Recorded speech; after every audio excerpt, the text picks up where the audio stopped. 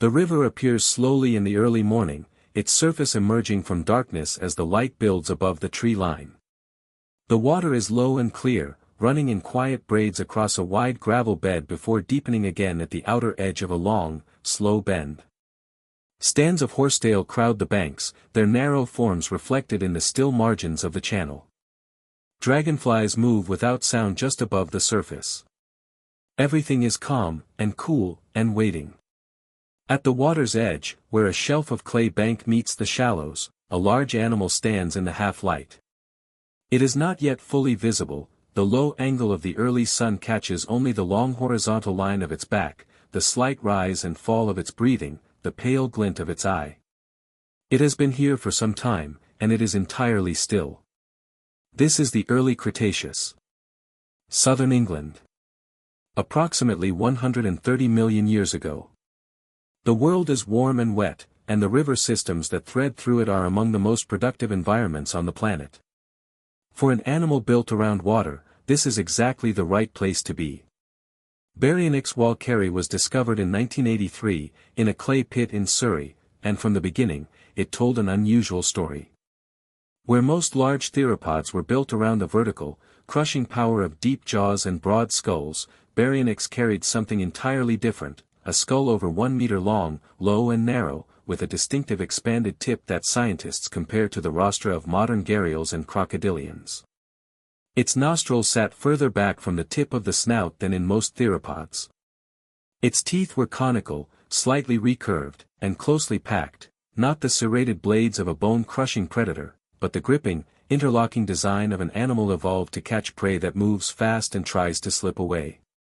In the stomach region of the original specimen, among the fossilized remains of its last meal, scientists found the scales and bones of large fish.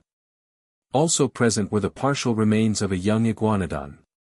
This single discovery tells a story of considerable range, an animal that fished by preference, but one that was by no means limited to the water's edge. Baryonyx was an opportunist, shaped by a riverine world but not confined by it.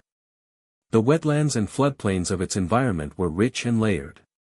Wide, shallow river channels spread across low-lying ground in seasonal patterns, retreating in dry periods to leave exposed mudflats and isolated pools. Forests of cycad and conifer stood back from the banks, giving way to open margins where the light reached and the vegetation was dense and low. It is thought that Baryonyx moved through this landscape with a comfort built on familiarity, an animal that had learned, over generations of adaptation, precisely where the river gave and where it took away. At the water's edge, the technique is patience. Baryonyx possessed a large, strongly curved claw on the first digit of each hand, a feature so distinctive that it gave the animal its name, heavy claw. Scientists believe this structure functioned in a manner broadly analogous to the hooked forelimbs of modern fishing bears, used to pin, to hook, to drag fish from the water in a single, committed movement. Combined with the long jaws and dense dentition, this made Baryonyx a remarkably effective freshwater predator, capable of targeting fish of substantial size. The large fish of this period were not small prey. Species comparable in scale to modern large sturgeon or tarpon moved through these river systems in numbers, and catching them required not only the right anatomy but the right behavior. Evidence suggests that Baryonyx operated in the shallows rather than the deep channel, wading to a depth that allowed it to scan the water directly, using its binocular-capable forward-facing vision to track movement beneath the surface, and striking downward with the jaws at close range rather than relying on speed or pursuit. This is a mode of hunting built on economy. Every calorie spent in the water must be recovered from it, and a failed strike is not simply a missed meal, it is a withdrawal from a physiological account that this landscape does not always refill quickly. The stillness before a strike, held for minutes at a time, is not passivity. It is precision in its most fundamental form. On land, the strategy shifts. Away from the river, Baryonyx moved with the deliberate, slightly heavy quality of an animal whose body was optimized for a different medium.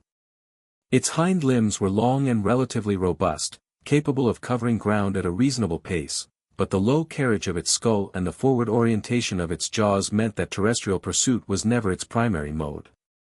When it encountered prey on land, a juvenile dinosaur, a carcass, an animal caught too far from shelter, it is thought to have relied on proximity and surprise rather than sustained chase. The world Baryonyx inhabited did not stay the same from one week to the next, let alone one season to the next. River levels fluctuated with rainfall. Channels migrated across the floodplain over time, abandoning one course for another. The fish populations that concentrated in deep bends and slow pools in 1 month might disperse through a system newly flooded in the next, making the productive ambush points of one season unreliable in another. Movement between these two states, the land and the water, was not a choice so much as a constant negotiation. Baryonyx followed the water, and where the water moved, it moved. On land, it was capable and alert, but exposed in ways it was not when wading in the shallows. Its relatively light frame for its length, around 7 to 8 meters, weighing perhaps 1.5 to 2 tons, gave it a mobility on dry ground that heavier theropods could not match.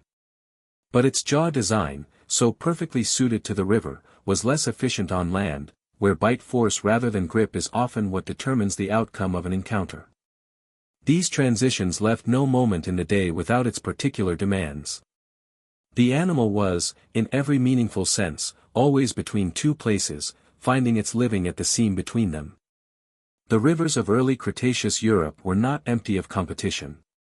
Other large theropods occupied these landscapes, and though the specific ecology of Baryonyx gave it access to food sources that a purely terrestrial predator could not exploit, the boundaries between territories were neither fixed nor guaranteed.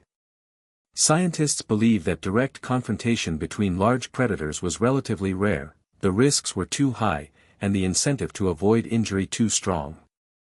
But evidence of shared ecosystems, overlapping ranges, and the scent records that any animal moving through a landscape leaves behind meant that awareness of competitors was constant. A large theropod feeding on a terrestrial carcass near the river's edge would not go undetected. Nor would the sounds of a hunt, the smell of blood carried on a wet wind down the channel. It is thought that Baryonyx, in such situations, relied on the asymmetry of its environment. On land, a larger, more heavily built theropod held the advantage. At the water's edge, or in the shallows themselves, that advantage diminished. The footing was uncertain. The current complicated movement. And an animal that spent its days in and around water carried, in its body and its behavior, a comfort with that medium that a terrestrial competitor simply did not share. Avoidance, where possible. Withdrawal to the water, where necessary. These were not failures of nerve. They were the correct reading of a situation by an animal whose survival depended on remaining functional over time, not on winning every encounter at any cost. As the dry season advanced and the river levels fell, the productive bends and pools contracted. The fish that had spread through a wide, braided system during the flood season concentrated now in a narrower network of channels, more easily located but also more fiercely contested. The exposed mudflats that appeared between retreating channels held their own population of smaller prey, trapped animals, isolated juveniles, the opportunistic harvest of a landscape in transition. Baryonyx followed these shifts with the attentiveness of an animal whose relationship to its environment was deeply, physiologically specific. It could not simply relocate to a different ecosystem and survive. It was built for this, for the particular interplay of water and land, fish and floodplain, stillness and sudden movement. When the river shrank, it moved with it. When it expanded, it moved again. Instinct, shaped over millions of years, carried the knowledge of where to be and when. The individual animal did not need to understand this knowledge. It only needed to follow it. Specialization is both a gift and a constraint. The animal that evolves for a specific environment gains access to resources that generalists cannot reach, but it pays for that access with a reduced margin for error when the environment changes. Baryonyx was, in this sense, a precise instrument, extraordinarily well suited to what it was built for, and dependent on the continued existence of the world it was built to inhabit. The early Cretaceous rivers of Europe would not last forever. The landscapes would change, the seas would advance and retreat, and the ecosystems that made animals like this one possible would give way to others. But for now, in this morning, in this water, the equation still holds. The long jaw breaks the surface once, quickly and without sound. The fish is gone. The river closes over the disturbance, and the reflection reforms, and the morning continues as though nothing had happened at all.